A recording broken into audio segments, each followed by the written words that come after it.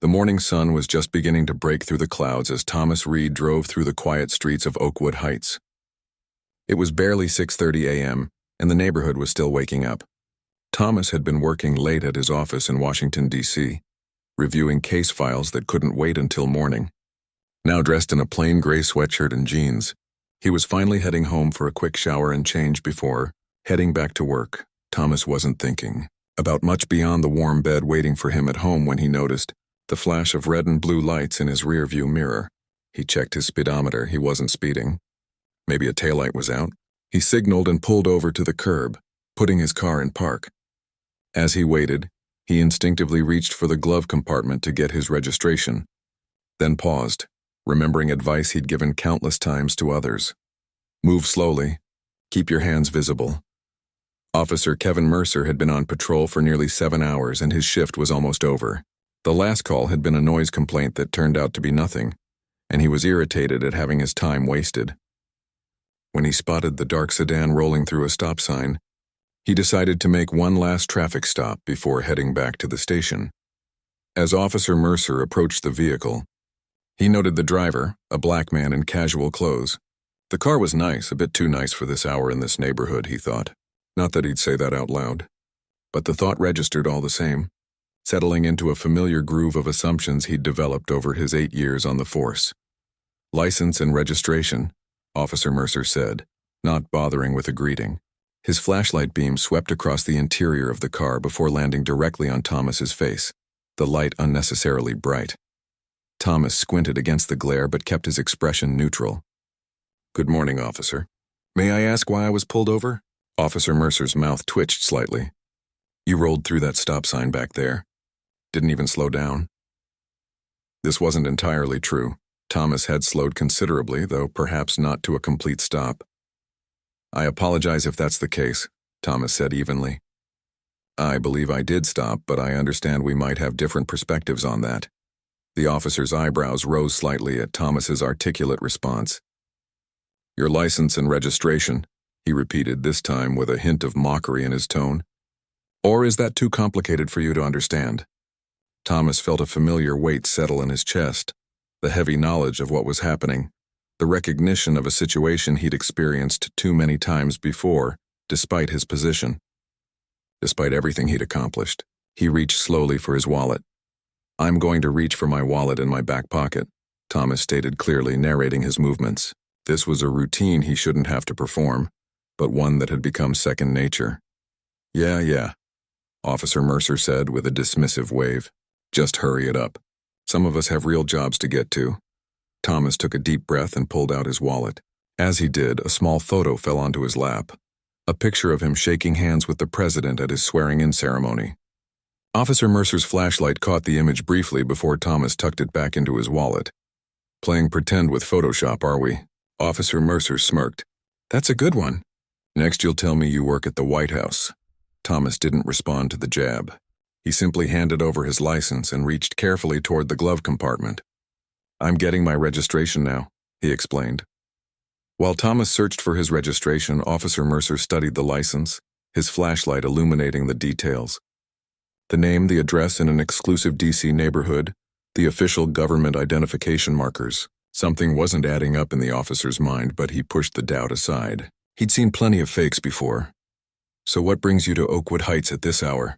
Officer Mercer asked, his tone suggesting there could be no legitimate reason. "This is a quiet neighborhood. People notice things that don't belong." Thomas found his registration and handed it over. "I'm on my way home from work," he answered simply. "Work? At this hour? What kind of work has you out all night dressed like that?" Officer Mercer gestured at Thomas's casual clothes with his flashlight. "I had an emergency at the office. Sometimes my work requires unusual hours," Thomas explained, his voice remaining calm despite the obvious insinuations. Officer Mercer leaned down, peering into the car with exaggerated suspicion. "And what kind of work would that be?" "I'm an attorney," Thomas replied. The officer let out a short laugh. "Right, an attorney. Driving through Oakwood Heights at dawn in a sweatshirt. Let me guess, you've got a corner office and everything?" Thomas met the officer's gaze steadily. "Something like that." A hint of annoyance flashed across Officer Mercer's face. He didn't like Thomas's composure. the way he refused to be rattled. Most people he pulled over like this got nervous, defensive, angry, reactions that only confirmed his suspicions about them. Thomas's calm was unsettling. "Step out of the vehicle, please," Officer Mercer said abruptly. Thomas's hands tightened slightly on the steering wheel. "May I ask why that's necessary, officer? I've provided my license and registration as requested." "Just step out of the car, sir," Officer Mercer said, emphasizing the "sir" with subtle mockery. "I need to make sure you're not impaired. It's standard procedure when someone rolls through a stop sign." They both knew this wasn't true, but Thomas also knew that escalating the situation wouldn't help. He nodded once and carefully opened the door, keeping his movements deliberate and slow.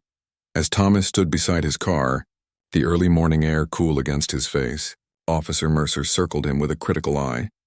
Thomas was tall and carried himself with a natural dignity that seemed to irritate the officer even further. "How many drinks have you had tonight?" Officer Mercer asked, though there was no smell of alcohol, no sign of impairment whatsoever. "None," Thomas replied. "I don't drink," Officer Mercer scoffed. "Everyone drinks sometimes. No need to lie about it." "I'm not lying, Officer Mercer," Thomas said, noting the name on the officer's badge for the first time. "I have not consumed any alcohol." The use of his name seemed to catch Officer Mercer off guard.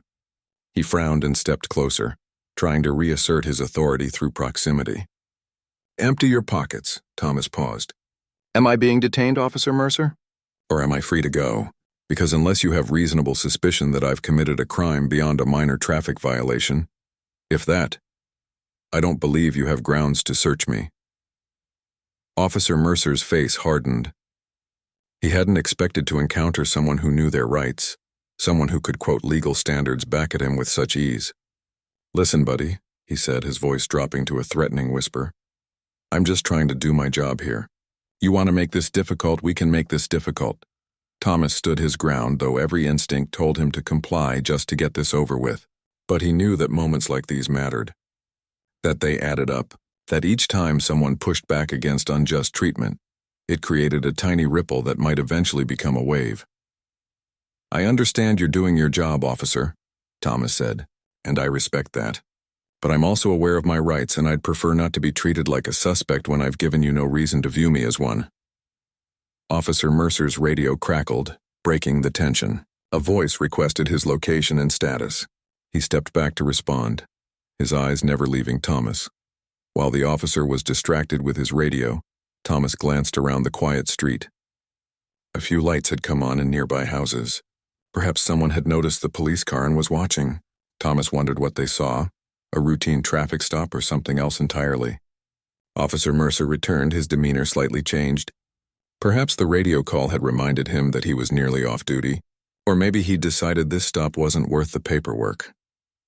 "I'm going to let you off with a warning this time," he said, holding out Thomas's license and registration with a casual flick of his wrist that nearly sent the documents fluttering to the ground.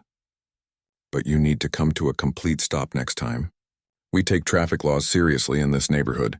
Thomas accepted his documents with a nod. "Thank you, Officer Mercer." Something in Thomas's tone made the officer pause. There was no sarcasm there, no anger, just a simple acknowledgement that somehow felt like Thomas had maintained the upper hand throughout their encounter. "You can go now," Officer Mercer said, gesturing toward the car. "Drive safely." Thomas returned to his vehicle and closed the door. He placed his documents carefully on the passenger seat, then fastened his seatbelt.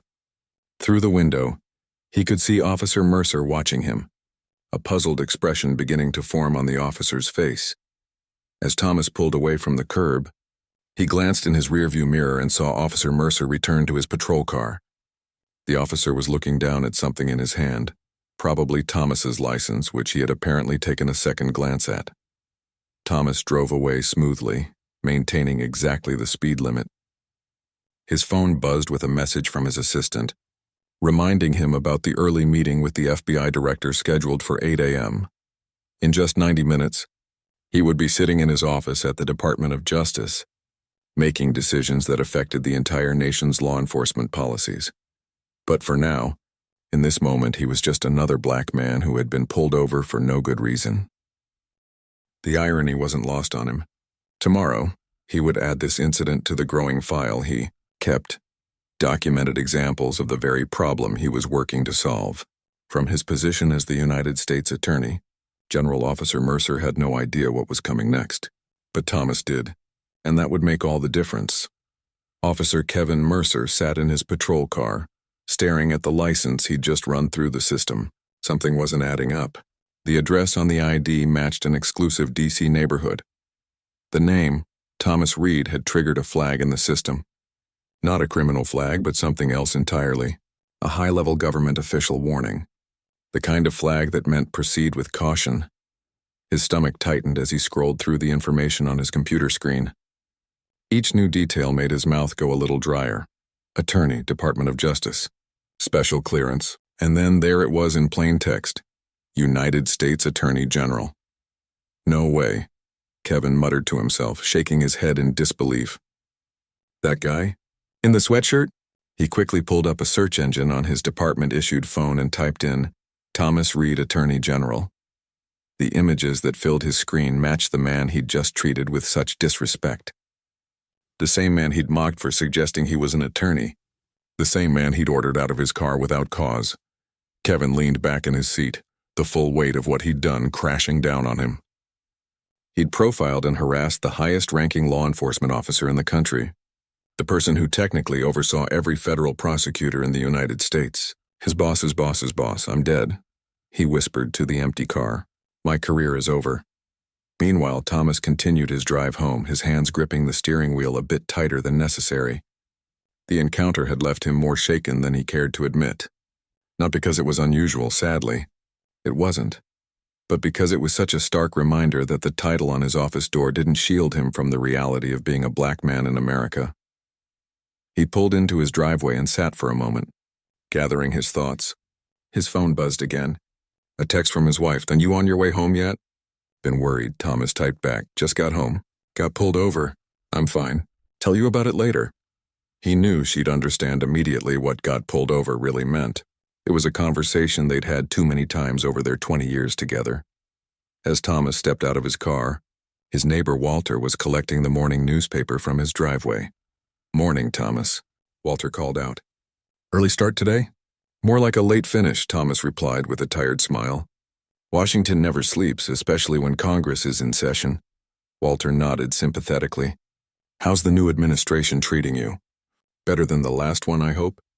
Different challenges, same headaches, Thomas said diplomatically. He'd known Walter for years, long before his appointment as Attorney General, and appreciated that his neighbor still treated him like a regular person. How's retirement treating you? Can't complain, Walter grinned, though Carol says I'm driving her crazy with all my home improvement projects. Their easy conversation was a welcome return to normalcy after the tension of the traffic stop. This was what it should be like, Thomas thought. Just people talking to people without assumptions or power plays. Well, I better get inside and grab a shower before my next meeting, Thomas said, checking his watch.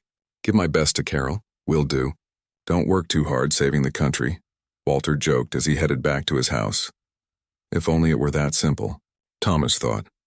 Inside, Thomas found his wife Diane in the kitchen, already dressed for her day as the dean of a local university. Her concerned expression told him she'd understood exactly what his text meant. Was it bad? She asked, handing him a cup of coffee. Thomas shrugged. The usual. Young officer, something to prove. Thought I didn't belong in that neighborhood. Diane shook her head, anger flashing in her eyes. Did you tell him who you are? No, Thomas said. But I think he figured it out after running my license. The look on his face when I drove away. He almost smiled at the memory. You should report him, Diane said firmly. If he's doing this to the Attorney General, imagine how he treats others without your power or resources. Thomas nodded slowly. I know, and I will. But not to get him fired. That doesn't solve the bigger problem. This was a point they sometimes disagreed on. Diane believed in swift consequences. Thomas, after decades in the justice system, had come to believe in rehabilitation when possible. Not out of softness, but because he'd seen how systemic the problem was. Firing one officer without addressing the underlying issues just created space for another to take his place.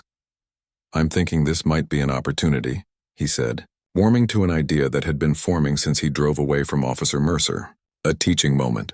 For whom? Diane asked skeptically. The officer or the department?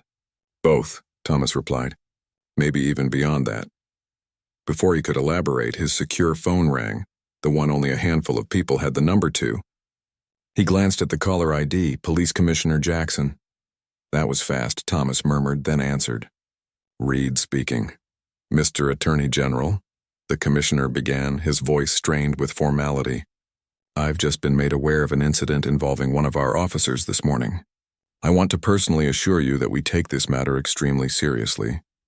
And Officer Mercer has already been placed on administrative leave, pending a full investigation. News traveled fast, especially when it involved someone of Thomas's position. The department was clearly in damage control mode. I appreciate the call, Commissioner, Thomas said evenly, but I'd like to request that Officer Mercer not be placed on leave just yet. There was a pause on the other end of the line. Sir? Instead, I'd like to request a meeting. You, me, Officer Mercer, and whoever oversees your community relations and training programs. Say tomorrow afternoon at my office? Another pause, longer this time. Of course, Mr. Attorney General. May I ask what you have in mind? A conversation, Thomas said simply. One that's long overdue. After ending the call, Thomas looked up to find Diane watching him with a mixture of admiration and concern. You're too forgiving sometimes, she said softly. Thomas shook his head. Not forgiving, strategic. Firing Officer Mercer makes this a one-day story about a single bad cop. I want to make it about something bigger. Back at the police station, Kevin Mercer sat in a hard plastic chair outside the chief's office, his uniform suddenly feeling too tight around the collar. He'd been called in immediately after his shift ended, told only that there was a situation regarding his traffic stop earlier that morning. Kevin had spent the drive to the station running through possible defenses in his mind. He hadn't technically broken any regulations. He'd been firm but not physically aggressive. But deep down, he knew. He knew exactly what he'd done wrong, even if it wasn't something that would show up in the official report. The chief's door opened and Kevin stood up quickly, bracing himself for the worst. Officer Mercer, Chief Patterson said, his face unreadable. Come in. The office was crowded. The police commissioner was there, along with the head of internal affairs and the department's legal counsel. This wasn't just a reprimand. This was a firing squad. Sir, I can explain, Kevin began, but the chief cut him off with a raised hand. I've reviewed the dashcam footage, Chief Patterson said, his voice level but cold, and I've received a call from the Attorney General's office. Kevin felt his career flash before his eyes. 5 more years until his pension, his daughter's college tuition payments, all gone because of one traffic stop, one bad judgment call. The Attorney General has requested a meeting, the commissioner said, stepping forward. Tomorrow afternoon. With you specifically? Kevin blinked in confusion. He wants to meet with me? Why not just file a complaint? The chief and commissioner exchanged glances. That's the thing, Officer Mercer, the commissioner said. He hasn't filed a complaint. Not yet anyway. He's requested a meeting to discuss what he calls a learning opportunity. A learning opportunity? Kevin repeated, not understanding. This could have gone very differently, the chief said bluntly. Do you understand that? He could have destroyed your career with one phone call. Instead, he wants to talk. Kevin felt something unfamiliar twist in his chest. Not just relief that he might keep his job, but something deeper. Shame, yes, but also confusion. Why would this man he'd treated so poorly want to talk instead of demand consequences? The meeting is at 3 p.m. tomorrow at the Justice Department, the commissioner continued. You'll be on administrative duty until then, no patrol. And Officer Mercer, he fixed Kevin with a stern look, I suggest you spend the next 24 hours reflecting very carefully on your conduct and preparing to listen more than you speak. As Kevin left the chief's office, his mind racing, he passed the break room where several officers were watching the news. On the screen was a photo of Thomas Reed at a press conference, standing confidently at a podium with the Department of Justice seal behind him. Kevin stopped, staring at the image. On TV, Reed looked exactly like what he was, powerful, authoritative, important. How had Kevin failed to see any of that when they were face to face? Or had he simply chosen not to see it because of other factors that had nothing to do with Reed's position and everything to do with his appearance? For the first time, Kevin began to wonder if what awaited him wasn't just professional consequences, but a much more personal reckoning. The Justice Department building stood tall and imposing against the clear blue sky. Officer Kevin Mercer had passed it countless times on patrol, but he'd never been inside. Now dressed in his best uniform with every button polished and every crease sharp, he felt like a schoolboy sent to the principal's office. "You can do this," he whispered to himself as he approached the security checkpoint. "Just be honest." The security guards eyed his police uniform, checking his ID against their visitor list. One of them, an older man with salt and pepper hair, gave him a knowing look. "You the officer meeting with A.G. Reed?" he asked quietly. Kevin nodded, his mouth too dry for words. The guard leaned in slightly. "He's fair. More than fair. Just don't try to BS him." He handed back Kevin's ID. "Fourth floor, room 412. As Kevin rode the elevator up, his mind raced through all the ways this meeting could go. Best case, a stern talking to and he keeps his job. Worst case, a career-ending reprimand and possibly legal action. The elevator doors opened, and he found himself face-to-face with Commissioner Jackson and Chief Patterson. "Right on time," the commissioner said, checking his watch. "Good." The three men walked silently down the hallway, their footsteps echoing on the polished floor. They were directed to a conference room rather than the Attorney General's personal office. A small mercy, Kevin thought. Less intimidating somehow. Inside, Thomas Reed was already waiting, along with a woman Kevin didn't recognize. Reed was dressed in a perfectly tailored suit that couldn't have been more different from the casual clothes he'd worn during their encounter. He looked every bit the powerful official he was, and Kevin felt a fresh wave of shame wash over him. "Gentlemen, thank you for coming," Reed said, standing to greet them. His voice was exactly as Kevin remembered it. Calm, measured, authoritative without being aggressive. "This is Maria Chen, our head of community relations and civil rights training." After handshakes and introductions, they all took seats around the conference table. Kevin found himself directly across from Reed, unable to avoid his steady gaze. "Officer Mercer," Reed began, "I imagine you're wondering why I asked for this meeting instead of simply filing a complaint." Kevin nodded stiffly. "Yes, sir, I am. Because complaints get filed away. Reports get compiled. Statistics get quoted. And nothing changes," Reed said simply. "I'm more interested in change than in punishment." The tension in Kevin's shoulders eased just slightly. Not forgiveness exactly, but at least not the immediate condemnation he'd expected.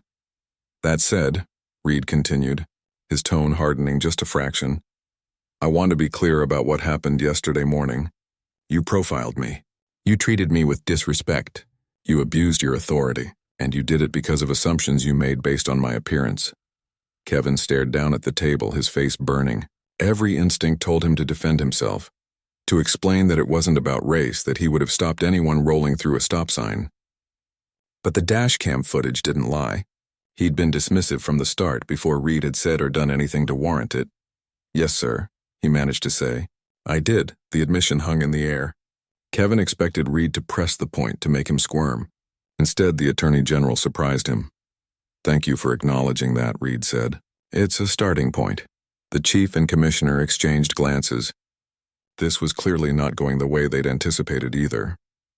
"Officer Mercer," Reed continued, "I'd like you to tell me about your training, specifically about community relations and bias awareness." Kevin blinked, caught off guard by the question. "We had a 2-day course at the academy, sir. And there's an annual refresher. And did that training impact how you approach your job?" Reed asked. Kevin hesitated. The honest answer wasn't flattering, but he sensed that Reed would know if he lied. "Not as much as it should have, sir. It felt separate from real police work. Like a box to check." Reed nodded, seemingly unsurprised. "And in your 8 years on the force, have you had many complaints filed against you?" "3, sir," Kevin admitted. All dismissed, Reed repeated thoughtfully. "And did that reinforce the idea that your approach to policing was correct? That the complainants were simply troublemakers?" Kevin hadn't thought of it that way before, but the question hit uncomfortably close to home. "I guess it did, sir." Reed turned to Maria Chen. "This is exactly what we've been talking about in our reform initiatives.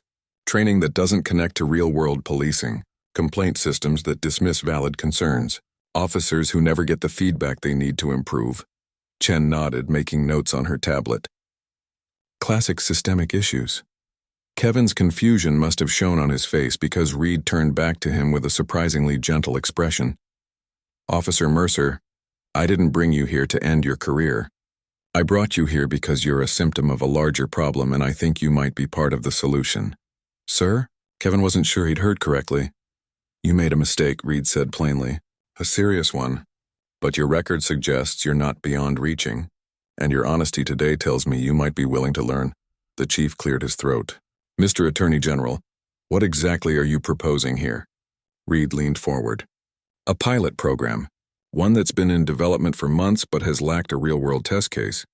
Officer Mercer, how would you feel about becoming part of a new approach to community policing? One that would involve intensive training, community service, and regular reflection on your interactions with the public?" Kevin stared at Reed in disbelief. "Instead of discipline?" "Not instead of," Reed corrected. "As a form of discipline. One that might actually make a difference. It would be demanding, uncomfortable at times, and completely voluntary." "And if I refuse?" Kevin asked carefully. "Then the traditional disciplinary process would proceed," Reed said matter-of-factly. "I'd file my complaint. You'd likely face suspension or termination. And nothing would really change. Not for you, not for your department, and not for the community you're meant to serve." Kevin looked to his superiors, trying to read their expressions. The chief gave him a small nod of encouragement. "I'd like to be part of the program," Kevin said finally. "I want to do better." For the first time, Reed smiled slightly. "Good. Maria will outline the details, but essentially you'll be working closely with her team and community leaders to understand the impact of biased policing and to develop more effective approaches. Your experiences, both positive and negative, will help shape training for other officers." As Maria began explaining the program, Kevin found himself stealing glances at Reed. How many others in Reed's position would have used their power to crush a relatively low-ranking officer who disrespected them? Instead, he was turning a negative experience into a chance for real change. When the formal part of the meeting concluded, Reed asked Kevin to stay behind for a moment. "Officer Mercer," he said once they were alone, "I need you to understand something. This isn't charity. This isn't me being noble. This is strategic. I deal with policy and systems and big-picture justice. But that means nothing if it doesn't translate to what happens on the street. In those moments when one person with power encounters another without it." Kevin nodded slowly. "I understand, sir. Do you?" Reed asked, his gaze penetrating. "Because here's what I need from you, total commitment. If you go through this program just to save your job, we both lose. But if you're truly open to change, to examining your own biases and behaviors, then maybe we both win." "I want to change," Kevin said, and was surprised to find he meant it. "That moment when I realized who you were, it made me question everything. If I could be so wrong about the Attorney General, who else have I misjudged?" Reed nodded, seemingly satisfied with the answer. "That's the right question to ask. Keep asking it." He held out his hand. "See you at the first session next week." As Kevin left the Justice Department building, he felt strangely lighter despite the weight of everything that had happened. He'd expected this day to end his career. Instead, it felt like the beginning of something new. His phone buzzed with a text from his wife. "How did it go? Do we need to start job hunting?" Kevin typed back, "I still have a job, but everything's going to change. I'll explain when I get home." And as he walked to his car, he found himself looking at the people he passed, really looking at them, and wondering what assumptions he'd been making without even realizing it. 3 months into the program, Kevin Mercer sat in a circle with 7 other officers and a community facilitator named Luis. The community center wasn't in his usual patrol area, but he was getting to know it well. Today's session focused on personal experiences with authority, and Kevin had been quiet so far, listening as others shared. "Officer Mercer," Luis said gently, "you've been with us for a while now. Would you like to share your thoughts today?" Kevin shifted uncomfortably in his plastic chair. These sessions were always the hardest part of the program. Harder than the extra training, harder than the community service hours. Talking about feelings, especially in front of other officers, didn't come naturally to him. "I've been thinking about power," Kevin said finally, "about how it changes the way we see situations. When I pulled over the Attorney General that day, I thought I had all the power. The badge, the gun, the authority to give orders." He paused, searching for the right words. But he had power too, just not the kind I recognized. And that's been bothering me. Luis nodded encouragingly. Go on. I keep wondering how I'd have acted if he'd told me right away who he was. If he'd pulled rank. Kevin looked around the circle. And I don't like the answer, because I know I'd have changed my behavior instantly. Been all yes sir, no sir, sorry for the inconvenience, sir. And what does that say about me? That I only show respect to people I think have power over me? The room fell silent. It was the most Kevin had shared in any session so far, and the raw honesty of it hung in the air. An older officer named Frank cleared his throat. We've all done it, Kevin. Changed our approach based on who we think someone is. But that's the problem, isn't it? Kevin pressed. We make split-second judgments about who deserves respect and who doesn't. And those judgments are based on... What? Clothes? Car skin color? Luis let the conversation flow, stepping in only occasionally to guide it. By the end of the session, several officers had shared similar experiences. Times they'd misjudged someone based on appearance. Times they'd been surprised to discover they were dealing with a judge or a doctor or a business owner. Afterward, as Kevin was leaving, Luis stopped him. That was brave today, Luis said. Real progress, Kevin shrugged. Doesn't feel like progress when I keep replaying that traffic stop in my head and seeing all the things I did wrong. That's exactly what progress looks like, Luis assured him. Awareness first, then change. As Kevin walked to his car, his phone buzzed with a message. It was from Maria Chen at the Justice Department. AG Reed would like to check in on your progress. Coffee tomorrow at 10 a.m.? Kevin's stomach tightened. He hadn't seen Thomas Reed since that first meeting 3 months ago, though he'd heard the Attorney General was keeping tabs on all aspects of the pilot program. He typed back a quick acceptance, then sat in his car for a long moment, wondering what Reed would make of his progress or lack thereof. The next morning, Kevin arrived at the small coffee shop 10 minutes early, only to find Reed already there, dressed casually in a sweater and slacks, reading something on his tablet. No security detail in sight, though Kevin suspected they weren't far. Officer Mercer, Reed greeted him warmly, standing to shake his hand. Thank you for making the time. Of course, sir, Kevin replied, still feeling awkward. I'm surprised you'd want to meet here instead of your office. Reed smiled slightly. My office isn't exactly conducive to honest conversation. Too many reminders of power imbalance. He gestured to the counter. Coffee? Once they were seated with their drinks, Reed set his tablet aside. So Maria tells me you've been fully engaged with the program. The facilitators say you've been putting in the work. Kevin nodded cautiously.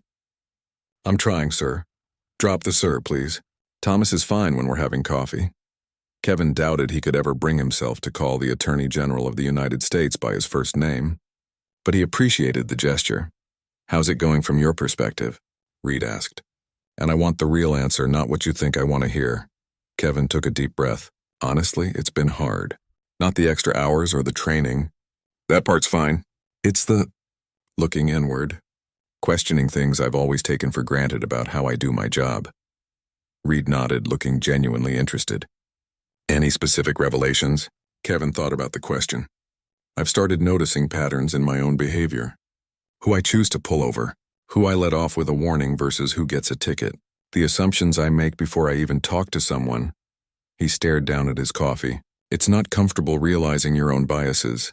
It never is, Reed agreed. I have to check my own biases constantly, even from this position. Maybe especially from this position. This surprised Kevin. You do? Of course. Power comes with its own blinders. I make assumptions too, about lawmakers, about law enforcement, about systems I think I understand. Reed took a sip of his coffee. The difference is my assumptions can affect policy for millions of people. For the first time, Kevin saw Reed not just as an authority figure or as the man he disrespected, but as someone navigating his own complex relationship with power. There's something I've wanted to ask you, Kevin said hesitantly.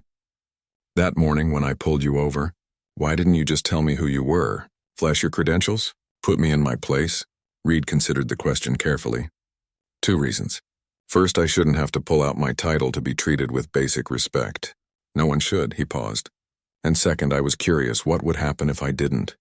If I just experienced the interaction as an ordinary citizen would. And look how that turned out, Kevin said with a grimace. Actually, It turned out rather well in the end, Reed replied. This program has been on the drawing board for months, but it needed a catalyst, a real situation to build from. You provided that. So I was helpful by being terrible at my job? Kevin asked with a hint of bitterness. Reed shook his head. You were helpful by being honest about your mistakes afterward. Many wouldn't have been. Many would have denied, defended, deflected. They talked for nearly an hour, covering Kevin's experiences in the program, the changes he'd begun to make in his approach to policing, and the ripple effects in his department as other officers observed his participation in the pilot. As they were finishing, Reed checked his watch. I have to get back, but I wanted to ask if you'd consider speaking at a training session for department heads next month. Sharing your experience from your perspective, Kevin was stunned. Me? Talking to police chiefs and commissioners about bias training? They'd laugh me out of the room. I don't think so, Reed said thoughtfully. There's something powerful about hearing from someone who's been through it, who made mistakes and owned them and worked to change. More powerful than hearing from experts who've never worn a badge. I don't know what I'd say, Kevin admitted. You'd say exactly what you said to me today, Reed replied, about noticing your patterns, questioning your assumptions, doing the uncomfortable work of change. Kevin thought about it. The idea of standing up in front of top law enforcement officials was terrifying. But if his story could help shift the thinking of those in power, maybe it was worth the discomfort. I'll do it, he said finally. Reed smiled, a genuine, warm smile that transformed his usually serious face. Excellent. Maria will be in touch with the details. He stood to leave. And Kevin, this work you're doing, it matters. Not just for your career or for my program, but for every person you encounter on the job from now on. As Reed left the coffee shop, Kevin remained seated, turning their conversation over in his mind. 6 months ago, he would have viewed this whole program as political correctness gone mad, as an attack on policing. Now he was starting to see it differently, not as a punishment, but as a chance to become better at the job he'd always believed was about protecting people. His phone buzzed with a text from his wife. How did the meeting go? Better than I expected, he wrote back. I think I'm starting to get it. 6 months after that coffee meeting, Kevin Mercer stood backstage at the National Law Enforcement Conference, tugging at his tie and trying to calm his nerves. The banquet hall was filled with police chiefs, sheriffs, commissioners, and federal law enforcement officials from across the country. People whose ranks he once aspired to join, but never thought he'd address as a speaker. You ready for this? Maria Chen asked, appearing at his side with a reassuring smile.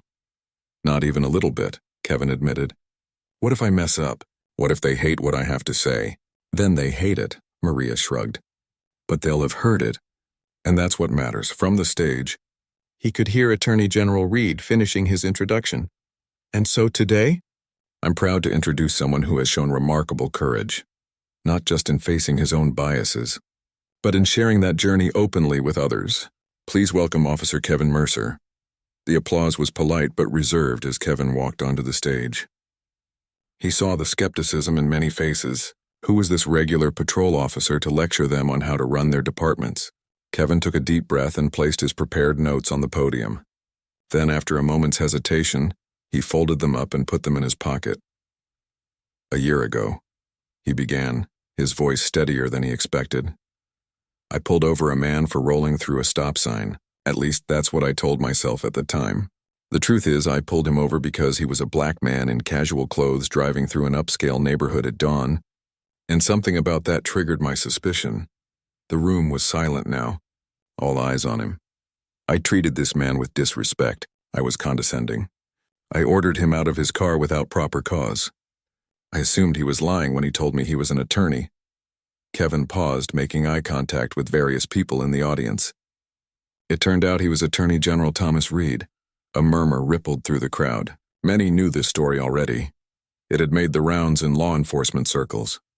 But hearing it directly from the officer involved was different.